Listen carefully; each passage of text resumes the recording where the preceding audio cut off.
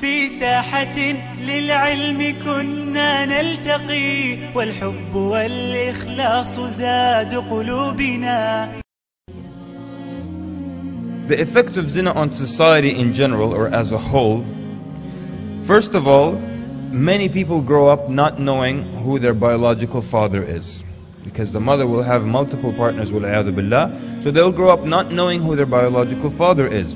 And when you study the purposes of the Sharia, why was Islamic law sent down? One of the purposes of the Islamic law is to protect your lineage and to protect the family as a unit. So in order to protect the family, zina has to become haram. So many people grow up not knowing who their father is. And this is something that's not good, and even non-Muslims recognize that this is not a good thing. And one show that I always reference, a show in the United States known as Maury Povich. So everyone knows that. So this guy, basically, I doubt that he has sincere concern in finding out who the father is. It's probably a ratings issue. But in his show, there will be a woman, and she has so many partners billah, that she doesn't know who is the possible father of her baby. And usually backstage there are 4 thugs with their pants to their knees, and they're all saying, it's not my child, he doesn't look like me and all that. And then he reads the results, and then 4 of them start dancing, and one of them is the one who is very sad and because he's the father. So even then people are trying to recognize that it's important for someone to know who their biological father is. And we're going to come back to that phenomenon of illegitimate children later on as we go, inshallah. The other thing, AIDS and other venereal and sexually transmitted types of diseases, this is also something that affects society at large. It affects the individuals, but this is something that has a negative effect on the society altogether. And as a side note here, I don't know if that's the deterrent for the Muslim to not commit fornication, AIDS. And I always talk about this billboard that I saw in a Muslim country that shows the outline, the silhouette of a prostitute and a car pulling over, and it says, beware of AIDS. This is in a Muslim country. And is this a good way to tell someone, hey, don't commit zina because you could get AIDS? Or you don't commit zina because it's something that's haram, that angers Allah subhanahu wa ta'ala, that Allah Azza wa Jal forbade it. But anyways, all these kinds of diseases is one of the results of being sexually loose in society. Likewise, it's interesting that zina leads to more zina.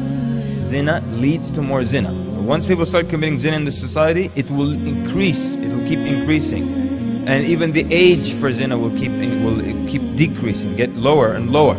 They tell you, for example, that 82% of teenage mothers are themselves the daughters of teenage mothers. 82%, that's very, very high. So 82% of teenage mothers are the daughters of teenage mothers. So their parent committed zina when they were young, they did the same thing. So zina leads to more zina.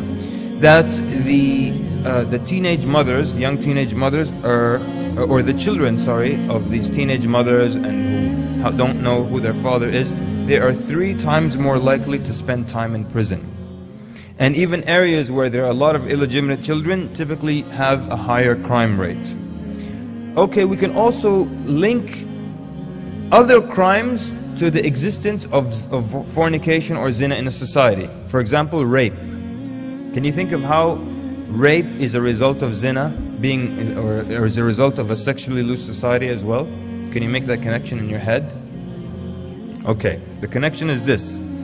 Typically, and may Allah protect the women from that, but typically when a woman is raped, the majority of the time, is it by a total stranger who attacks her in the park, or is it someone she knows?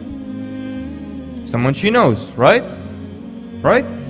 The majority of rape is known as date rape, where the woman knows the man, and that's why she was comfortable enough to be alone with him somewhere and things of that sort. So, a lot of rape, and especially date rape, it goes unannounced, and it's not, the people don't report it. Many times the woman does not report rape. You know why? Because it's her word against his. And if there ever is a rape case, you know what the defense will be. You can already guess it, right? What's the defense? It was consensual, right? The defense is that it was consensual. So the defense for rape now is, it was only zina. You understand? Because there's so much zina, zina is now used as a way out for rape, as if it's nothing wrong with zina. So now, because zina is rampant, if a woman is raped, they tell her, no, you were just committing zina. Or, because people commit so much zina, that they'll be in situations that will allow rape and facilitate rape, and in the end the blame or the excuse is like, no, it wasn't rape, it was only zina. As if only zina, there's nothing wrong with that. So even rape can be linked to having a sexually loose society.